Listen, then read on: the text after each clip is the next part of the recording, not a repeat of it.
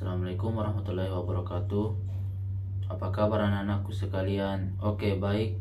Sebelum kita memulai pembelajaran pada pagi hari ini, kita membaca doa terlebih dahulu. Baik, kepada ketua kelas silahkan memimpin doa.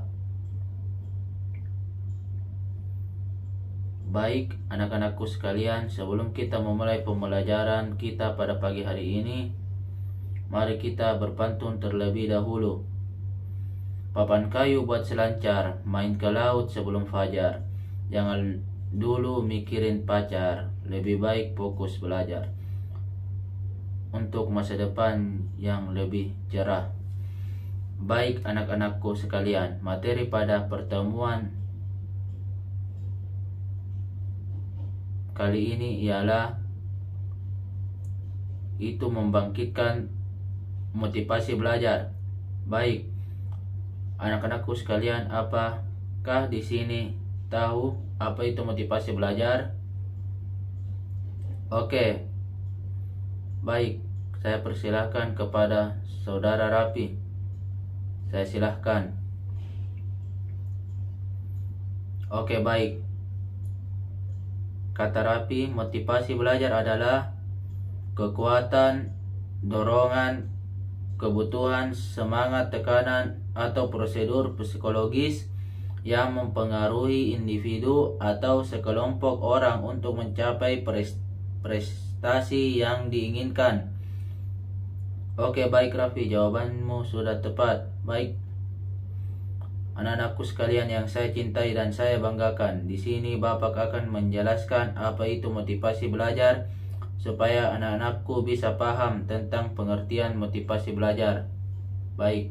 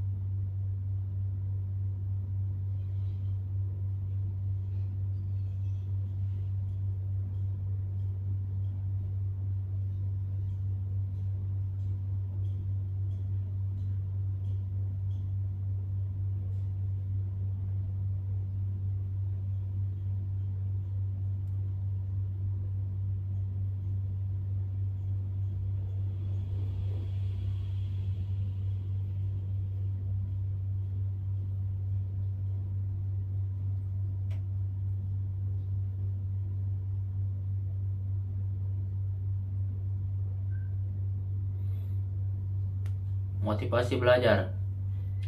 Pengertian motivasi belajar. Motivasi belajar adalah kekuatan, dorongan, kebutuhan, semangat, tekanan, atau prosedur psikologis yang mempengaruhi individu atau sekelompok orang untuk mencapai prestasi yang diinginkan. Menurut Riegel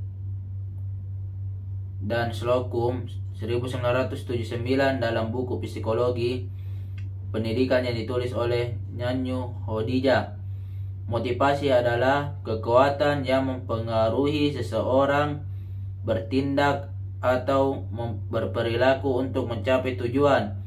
Kekuatan ini timbul karena adanya berbagai jenis kebutuhan seperti keinginan yang ingin dipenuhi, perilaku, tujuan, dan umpan balik. Menurut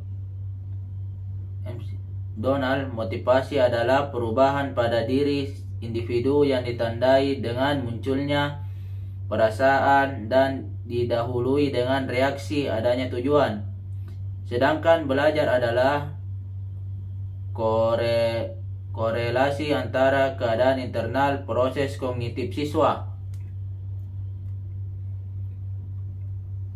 Jenis-jenis motivasi belajar. Yang pertama, motivasi intrinsik. Motivasi intrinsik adalah motivasi yang muncul dari dalam diri individu tanpa dorongan atau bantuan orang lain. Misalnya, seorang siswa rajin membaca buku untuk menambah atau menguasai sebuah pengetahuan. 2. Motivasi ekstrinsik. Motivasi ekstrinsik adalah motivasi yang muncul karena dorongan atau bantuan dari orang lain. Misalnya, seorang siswa belajar dengan giat sebelum ujian agar nilainya tidak diejek teman.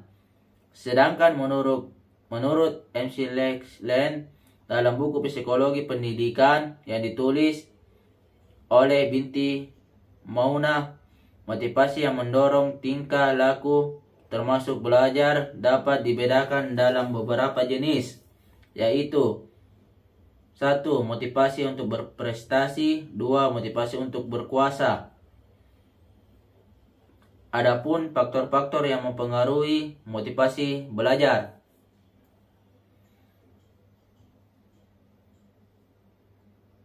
Faktor-faktor yang mempengaruhi motivasi belajar peserta didik adalah sebagai berikut. Yang pertama, cita-cita atau aspirasi. Peserta didik dapat dikatakan bahwa cita-cita akan meningkatkan motivasi belajar peserta didik. Misalnya, cita-cita seorang siswa ingin menjadi polisi akan memperkuat semangat belajar, mengarahkan perilaku belajar. Ia akan rajin belajar dan rajin berolahraga untuk melatih fisik. 2. Kemauan peserta didik. Kemampuan dan keterampilan peserta didik diperlukan untuk mencapai keinginannya. Misalnya, seorang siswa yang tidak bisa menyelesaikan operasi bilangan, kemudian belajar dan berlatih terus hingga ia mampu menyelesaikan operasi bilangan. Yang ketiga, kondisi peserta didik. Kondisi peserta didik yang meliputi kondisi jasmani, rohani mempengaruhi motivasi belajar. Misalnya, siswa yang sedang sakit akan mempengaruhi fokus belajar. Sebaliknya, seorang siswa yang sehat akan mudah memusatkan fokus belajar. Yang keempat, kondisi lingkungan peserta didik. Lingkungan peserta didik bisa berupa keadaan alam, lingkungan tempat tinggal, pergaulan, dan kehidupan kemasyarakatan. Misalnya, seorang peserta didik bergaul dengan peserta didik yang pemalas, akan ikut malas mengikuti proses pembelajaran. Sebaliknya, jika seorang peserta didik bergaul dengan peserta didik yang rajin dan bermotivasi belajar yang tinggi, maka peserta didik tersebut akan ikut termotivasi. Yang kelima, unsur-unsur dinamis dalam belajar dan pembelajaran. Peserta didik mempunyai perasaan, perhatian, keinginan, memori, dan pikiran yang mengalami perubahan dikarenakan pengalaman hidup, sehingga siswa diharapkan selalu berpikir positif agar motivasi belajarnya bertahan atau bahkan meningkat. Yang keempat, peran motivasi belajar dan mencapai keberhasilan. Belajar dalam aktivitas belajar, motivasi bisa dikatakan sebagai keseluruhan energi penggerak dalam diri seseorang yang memunculkan aktivitas belajar yang menjamin kelangsungan belajar, serta yang memberikan arah pada aktivitas belajar, sehingga tujuan yang dikehendaki akan tercapai. Apabila seseorang memiliki motivasi belajar yang besar, maka ia akan menggapai prestasi yang baik pula. Ada dua peran penting motivasi belajar yang dijelaskan dalam buku Psikologi Pendidikan yang ditulis oleh Halim Purnomo, antara lain sebagai berikut. Yang pertama, peran motivasi dalam menentukan penguatan belajar. Motivasi bisa berperan pada penguatan belajar jika seorang peserta didik yang belajar dihadapkan pada sebuah masalah yang harus dipecahkan dan hanya bisa dipecahkan dengan bantuan hal-hal yang pernah dilaluinya. Sebagai contoh, seorang peserta didik akan memecahkan soal kimia dengan bantuan tabel periodik. Tanpa bantuan tabel tersebut, peserta didik itu tidak dapat menyelesaikan tugas kimianya. Dalam kaitan ini, peserta didik berusaha mencari tabel periodik untuk mencari tabel.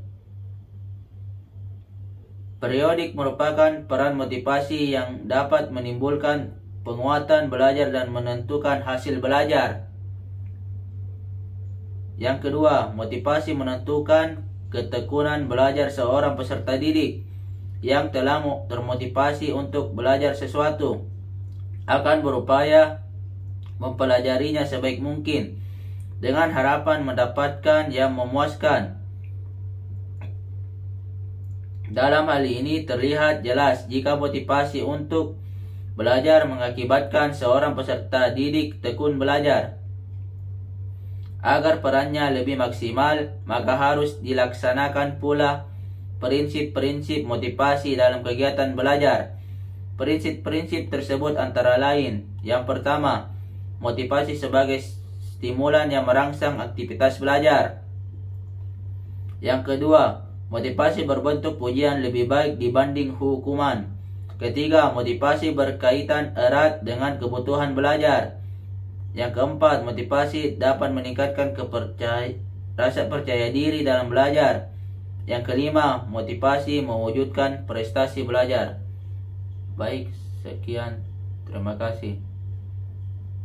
Assalamualaikum warahmatullahi wabarakatuh.